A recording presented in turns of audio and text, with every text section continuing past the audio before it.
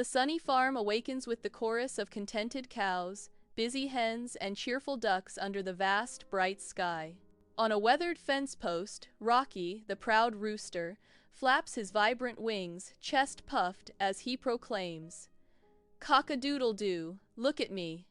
Nearby, Golu, the gentle goat, guides a tiny, lost chick back to its mother hen, a heartwarming scene of pastoral care. Driving rain pelts the weathered barn as Rocky struggles against the wind, his feathers ruffled and his eyes filled with desperate determination.